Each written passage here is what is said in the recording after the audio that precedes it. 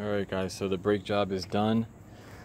About to assemble everything back together. Well, put the wheel back on, but everything's done. This is what a quality brake job on your schoolie should look like after it's done. So all these parts in here should be clear of rust, should be polished. Your hub should spin free with no sounds of rust or anything. That sound you hear is just the pads, you know, gliding across there. It's perfectly normal. I didn't compress them. I didn't turn the bus on yet. I just finished assembling the caliper. No sounds of rust. Your hub spins freely. The only sound you should hear is your new pads wearing, you know, slightly on the rotor. If you were spinning this without the pads on there, it should be silent. As you can see on here, no crazy globs of stuff. Everything, all these edges that contact these pins and slide for the caliper, all polished with a wire wheel. Everything completely rust free. All the front, all the top I did, not necessary, but if you want to clean it up and you're OCD like me, cleaned up all of this. Then you see just enough high temperature caliper grease to coat the surfaces. That's all you need is a film on it. You don't need globs like bubbling out of here. It collects dust, it collects rocks.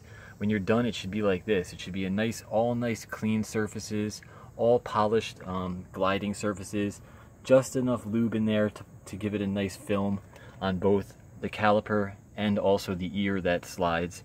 I put a nice, very thin film on each one of those, and all of the surfaces are highly polished, as you've seen in the other video. All the rust is removed. All of these new parts are sitting on highly polished surfaces. You know, there's a film of very good grease on there. And that's it. All the rust is removed. You got brand new brake pads on there. I rebuilt the calipers. So there's all new piston rings in there. There's new boots in there. You know, everything's clean, polished out of there. Inside the caliper was completely taken apart. As you can see, I have brake fluid over here. Had to bleed the brakes out. Yeah, so this is what it should look like when you're done with a high quality brake job where someone took their time to do it. If someone does your brakes and they just rip these things open and slap new brakes on, that's not the way to do brake jobs. See, I polished all of this off with the wire wheel, spin it, and then hit it with the wire wheel to get any little flaky, scaly rust off of there. Same thing with all of this. All of this was polished, you know, as good as it needs to be. All the flaky, scaly rust off of there, you know, not hitting the bottom of those pads like I told you in the previous video.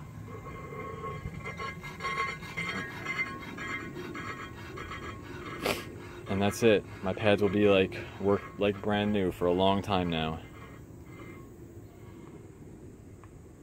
So I just wanted to show you the finishing thing. I'll post the original video of how to do it, and this is the follow-up of the finished job. You know, ABS sensor back inside there. That original heat shield, not putting that back on. It's all rusted to shit. It makes more noise than it does any good. And to be quite honest with you, I don't really like those splash shields on there.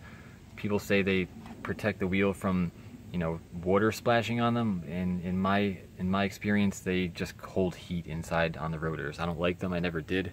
I take them off of any car that has them, and I've never had a problem. I don't like that. Plus, that thing's just so beat up. If it was new, I'd probably put it back on, but this thing is just beat to shit. The other one on the other side's even worse. There was a lot of rust on here. You can see. I mean, you can see all that pitting. There was a lot of rust. Luckily, I was able to take all of this back down to the original metal, and all the actual contact surfaces were still in good shape. Probably because those had grease on them protecting it from the rust. But there was a lot of rust on these things. But now that I got it all removed and fully wire wheeled, I'm going to take care of these. And it's my bus now, so I'll never have that neglected problem again. And luckily, I was able to do this brake pad and resurface everything. And you know, when I get some time, I'll go in here and throw a nice fresh coat of paint on everything. Probably the next time I check these out. When the next time I go in here to re-lube everything, I'll probably take all this apart and coat it with a fresh coat of high temperature paint just to keep corrosion off of it. I'm not going to do that now. I don't have paint with me, didn't plan on doing it. And I'm pretty much done for the day with this. I'm gonna do the other side tomorrow morning. This is just one side. I took a lot of time on this. Normally I just jack this thing up, and if it was owned by me and the brakes have been maintained, you know, numerous times by me, I would be able to just open this up, clean everything off, re-grease it, and throw it back on. But this bus was neglected, not neglected, but the township doesn't take care of brakes and stuff like I would.